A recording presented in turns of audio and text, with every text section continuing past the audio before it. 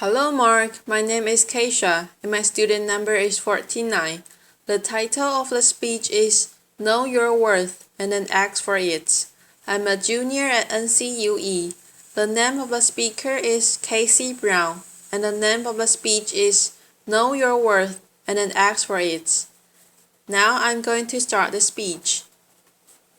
No one will ever pay you what you are worth. No one will ever pay you what you are worth.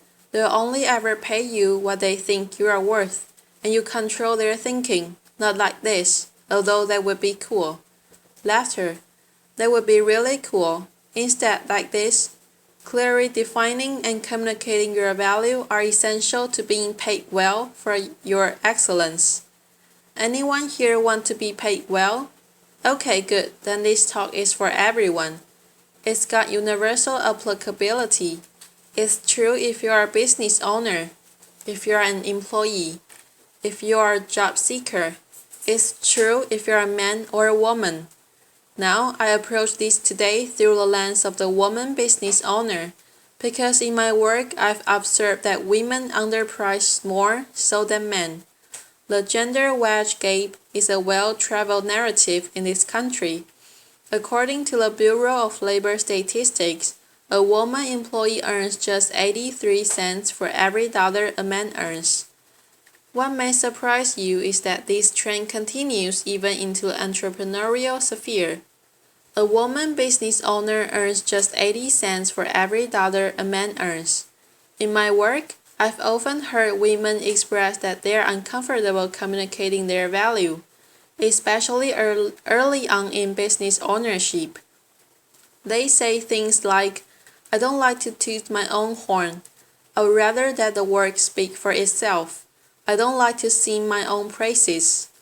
I hear very different narrative in working with male business owners, and I think this difference is costing women 20 cents on the dollar. I would like to tell you the story of a consulting firm that helps their clients dramatically improve their profitability. The company is my company. After my first year in business, I saw the profit increases that my clients were realizing in working with me, and I realized that I needed to reevaluate my pricing.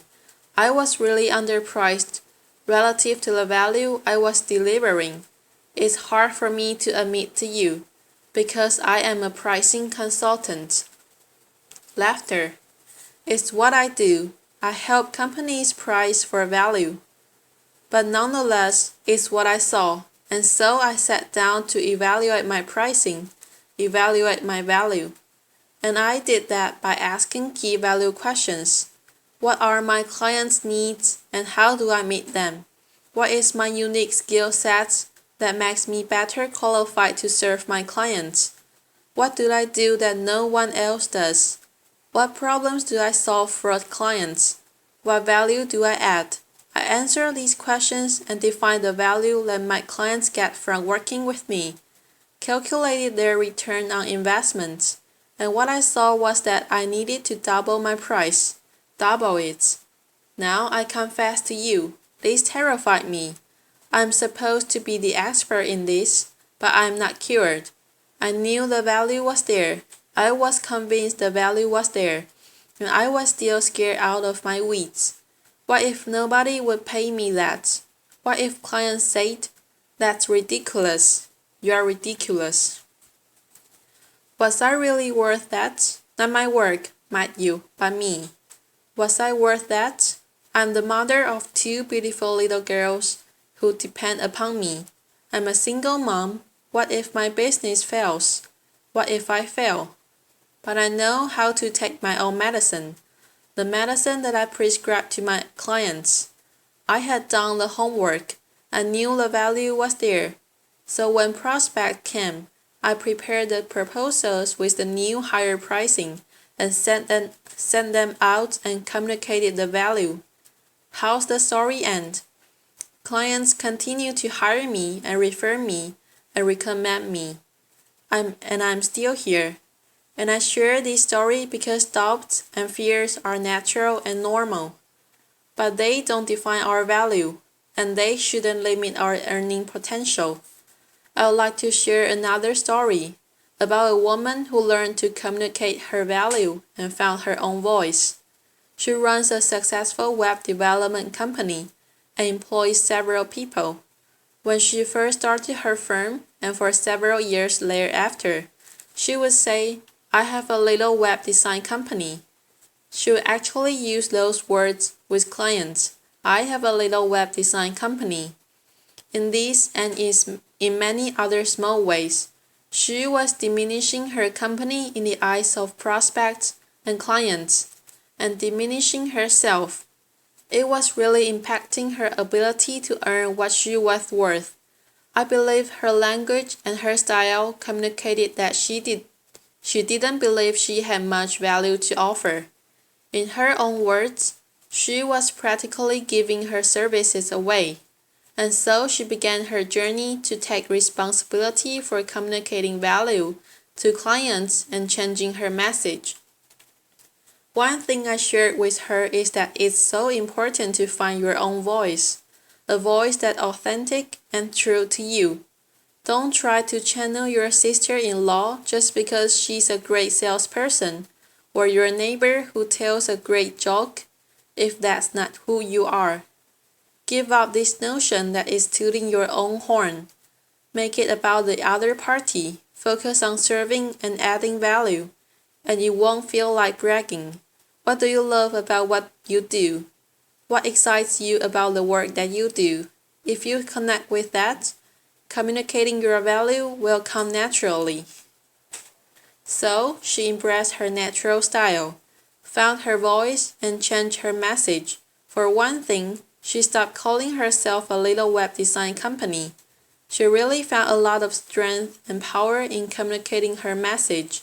She is now charging 3 times as much for web design, and her business is growing. She told me about a recent meeting with a gruff and sometimes difficult client who had called a meeting questioning progress on search engine optimization.